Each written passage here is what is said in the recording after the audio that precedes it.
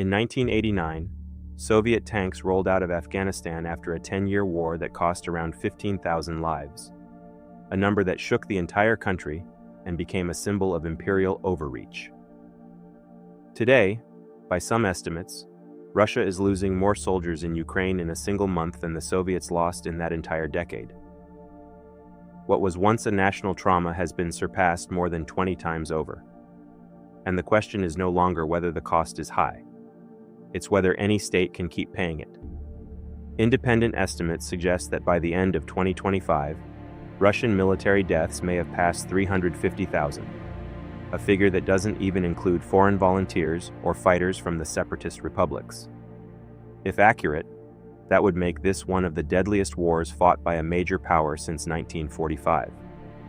And for months, Russia's stated goal has stayed narrow and consistent: take the rest of the Donbas.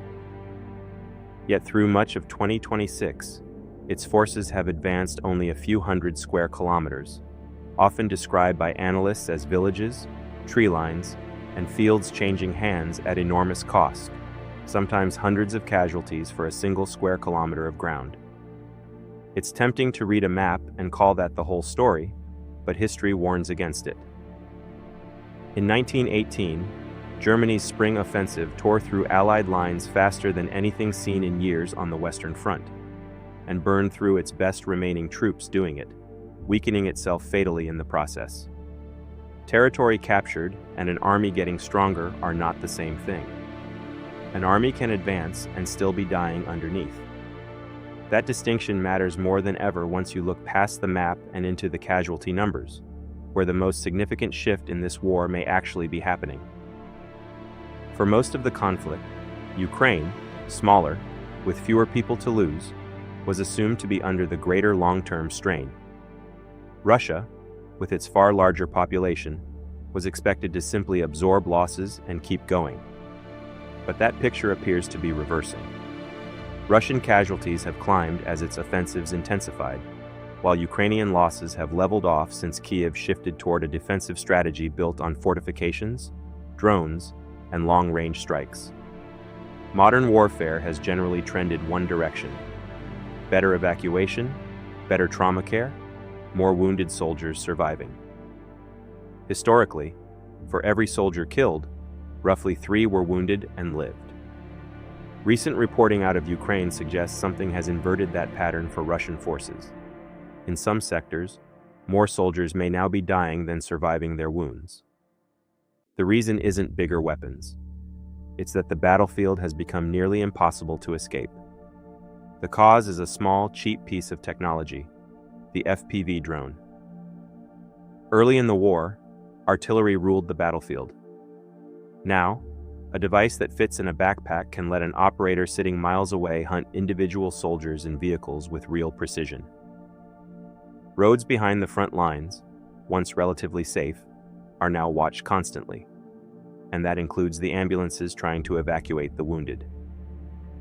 A soldier who might once have reached a field hospital within the hour can now be stranded for hours in a crater or a damaged vehicle, and a survivable wound slowly becomes fatal. Layer old-fashioned fortifications on top of that: trenches, minefields, obstacle belts several lines deep, all watched from above, and you get a battlefield that's both futuristic and strangely old. In 2023, it was Ukraine grinding painfully against Russia's fortified lines during its failed counteroffensive. Now Russian assault groups face a version of the same problem, except this time every movement is also tracked by drones. Even a captured position often costs more than it's worth. For most of the war, Russia's core advantage was simply numbers: a manpower reserve large enough to absorb losses that would break most countries politically. But that advantage only holds if new soldiers arrive faster than old ones fall. Recent estimates put Russian recruitment at around 25,000 to 30,000 a month, against total losses, killed, wounded, captured, often estimated near 35,000. That gap is small, but gaps like that compound over months and years. It's exactly the dynamic Ukraine's strategy is built to exploit.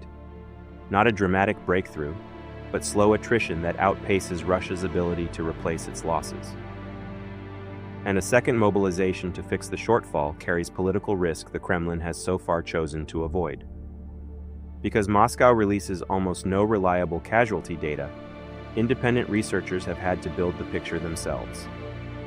A joint project by MediaZona and BBC Russian confirmed over 217,000 individual Russian deaths through obituaries, grave records, and public documents. Verified names, not estimates, using inheritance and probate records to account for deaths never publicly reported. Their statistical modeling pushed the real total toward that 350,000 figure. And even that likely understates it. 4 years into a war many expected Ukraine to lose within weeks. Kiev's government still stands, NATO has expanded rather than retreated, and much of Russia's original ambition remains unmet. Societies have absorbed devastating losses before, when those losses bought something real. The Soviet Union's sacrifice in World War II eventually delivered victory. What's less clear this time is what nearly 1/3 Russian deaths have actually purchased. Authoritarian systems can absorb hardship, failure, even staggering losses. History suggests no system absorbs them forever, and unless that math changes, the coffins coming home may end up being as dangerous to Russia's future as anything on the battlefield.